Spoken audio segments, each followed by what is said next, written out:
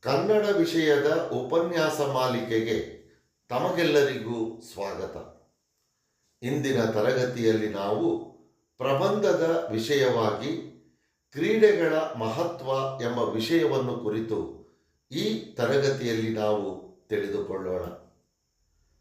ಕ್ರೀಡೆಗಳು ಮಾನವನನ್ನು ಮಾನಸಿಕವಾಗಿ, ದೈಹಿಕವಾಗಿ ಹಾಗೂ ಸಾಮಾಜಿಕವಾಗಿ ಆರೋಗ್ಯವಂತನನ್ನಾಗಿಸುವ ಒಂದು ಮಹಾಕಲೆ. ಕ್ರೀಡಾ ಪ್ರವೃತ್ತಿ ಮನುಷ್ಯನಿಗೆ ನೈಸರ್ಗಿಕವಾಗಿ ಬಂದದ್ದು.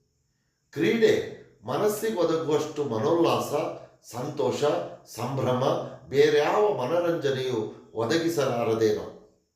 ಏಕೆಂದರೆ ಎಷ್ಟೇ ಜನಪ್ರಿಯ ನಾಟಕ, ಸಿನಿಮಾ, ಸಂಗೀತ, ನೃತ್ಯ ನೋಡಿದ ಮೇಲೆ ಜನ ಕ್ರಿಕೆಟ್ ವೀಕ್ಷಕರಷ್ಟು, ಫುಟ್ಬಾಲ್ ವೀಕ್ಷಕರಷ್ಟು ಹುಚ್ಚೆದ್ದು ಕುಣಿದದ್ದನ್ನು ಕಂಡಿಲ್ಲ. ರೋಮ್ನಲ್ಲಿ ಒಲಿಂಪಿಕ್ ಕ್ರೀಡೆಗಳು ಆರಂಭವಾಗುವುದಕ್ಕೆ ಮುಂಚೆಯೇ ಭಾರತ ಸಂಸ್ಕೃತಿ ಪರಂಪರೆಯಲ್ಲಿ ಕ್ರೀಡಾ ಸ್ಪರ್ಧೆಗಳು ಹಾಸುಹೊಕ್ಕಾಗಿರುವುದನ್ನು ಕಾಣಬಹುದು. ಉಪನಿಷತ್ತಿನಲ್ಲಿ, ಋಗ್ವೇದದಲ್ಲಿ ಜೂಜು, ಪಗಡೆಯಾಟದ ಬಗ್ಗೆ ಉಲ್ಲೇಖವಿದೆ. ಮಹಾಭಾರತದ ದೃಪದ ಉತ್ತಮ ಗುರಿಕಾರನಿಗೆ ಮಗಳನ್ನು ಕೊಡಬೇಕೆಂದು ಸ್ಪರ್ಧೆ ಏರ್ಪಡಿಸಿದ್ದ. ಮಹಾಭಾರತದ ಕಾವ್ಯ ರಸವತ್ತಾದುದೇ ಜೂಜಿನಾಟದಿಂದ. ಸದೃಢ ದೇಹದಲ್ಲಿ ಸಬಲ ಮನಸ್ಸಿರುತ್ತದೆ ಎಂದು ಅರಿಸ್ಟಾಟಲ್ ಹೇಳಿದ್ದಾನೆ. ಏಕೆಂದರೆ ಮಗುವಿನ ದೇಹ ಮತ್ತು ಬುದ್ಧಿಗಳೆರಡರ ಬೆಳವಣಿಗೆಯಲ್ಲಿ ಕ್ರೀಡೆ ಒಂದು ಸಾಧನವಾಗಿದೆ. ಇದಲ್ಲದೆ ಕ್ರೀಡೆಗಳು ದೇಶಗಳು ಪರಿಹರಿಸಲಾಗದ ಸಮಸ್ಯೆಗಳನ್ನು ಬಗೆಹರಿಸಿದ ನಿದರ್ಶನವನ್ನು ನಾವು ಇತಿಹಾಸದಲ್ಲಿ ನೋಡಬಹುದು. ಕ್ರೀಡೆಗಳು ಅಂತಾರಾಷ್ಟ್ರೀಯ ಮಟ್ಟದಲ್ಲಿ ಸಹಕಾರ, ಸಹಬಾಳ್ವೆಯನ್ನು ತಂದುಕೊಡುವುದರಲ್ಲಿ ಪ್ರಮುಖ ಪಾತ್ರ ವಹಿಸುತ್ತವೆ. ಅಂದರೆ ದೇಹ ದಾರ್ಢ್ಯತೆ, ಉತ್ತಮ ಹೊಂದಾಣಿಕೆ, ಶಿಸ್ತು, ಸಹಬಾಳ್ವೆ ಇವುಗಳನ್ನು ಕ್ರೀಡೆಗಳು ತಂದುಕೊಡುತ್ತವೆ. ಪ್ರಪಂಚದಾದ್ಯಂತ ಎಲ್ಲ ರಾಷ್ಟ್ರಗಳು ದೈಹಿಕ ಶಿಕ್ಷಣದ ಬಗ್ಗೆ ಅತಿ ಹೆಚ್ಚಿನ ಮಹತ್ವವನ್ನು ನೀಡುತ್ತವೆ. ವ್ಯಾಸಂಗದ ಜೊತೆಯೇ ದೈಹಿಕ ಶಿಕ್ಷಣವನ್ನು ಅಳವಡಿಸಿಕೊಳ್ಳುವ ಪದ್ಧತಿ ಇತ್ತೀಚಿನ ದಿನಗಳಲ್ಲಿ ಚುರುಕುಗೊಂಡಿದೆ. ಉದ್ಯೋಗ ಮತ್ತು ಮುಂದಿನ ವ್ಯಾಸಂಗದ ಸ್ಥಳಾವಕಾಶದಲ್ಲಿ ಶೇಕಡಾವಾರು ಮೀಸಲಾತಿಯನ್ನು ಕ್ರೀಡಾಪಟುಗಳಿಗೆ ನೀಡಲಾಗುತ್ತದೆ. ಕ್ರೀಡೆಗಳಲ್ಲಿ ಒಳಾಂಗಣ ಕ್ರೀಡೆಗಳು ಮತ್ತು ಹೊರಾಂಗಣ ಕ್ರೀಡೆಗಳು ಎಂದು ಎರಡು ವಿಧ. ಕೇರಂ, ಚೆಸ್, ಆವು ಮತ್ತು ಏಡಿ, ಚೌಕಾಬಾರ, ಚೆನ್ನಮಣೆ, ಪಗಡೆ, ಬಿಲಿಯರ್ಡ್ಸ್, ಚದುರಂಗ, ಟೇಬಲ್ ಟೆನ್ನಿಸ್ ಮುಂತಾದ ಒಳಾಂಗಣ ಕ್ರೀಡೆಗಳು. Football, volleyball, hockey, cricket, kabaddi, kho-kho, throwball, tenniquoit, basketball, badminton ಮೊದಲಾದವು ಹೊರಾಂಗಣ ಕ್ರೀಡೆಗಳು. ಆಟಗಳಿಗೆ ಹೊರಗಿನ ಉತ್ತೇಜನ ಬೇಕಿಲ್ಲ. ಅವು ಮಾನವನಲ್ಲಿರುವ ಸಹಜ ಪ್ರಕ್ರಿಯೆ ಎಂದು ತಜ್ಞರು ಹೇಳುತ್ತಾರೆ.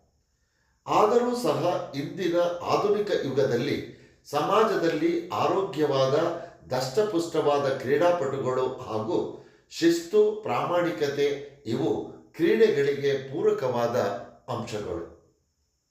ಶಾಲಾ ಕಾಲೇಜುಗಳಲ್ಲಿ ಸ್ಪರ್ಧೆಗಳು ನಡೆಯುವುದರಿಂದ ಅವರು ಒಬ್ಬರನ್ನೊಬ್ಬರು ಅರಿತುಕೊಳ್ಳುವ ಅವಕಾಶವಿರುತ್ತದೆ. ಒಲಿಂಪಿಕ್ ಆಟಗಳು ಜನರ ನಡುವೆ ಭ್ರಾತೃತ್ವವನ್ನುಂಟು ಮಾಡುತ್ತವೆ.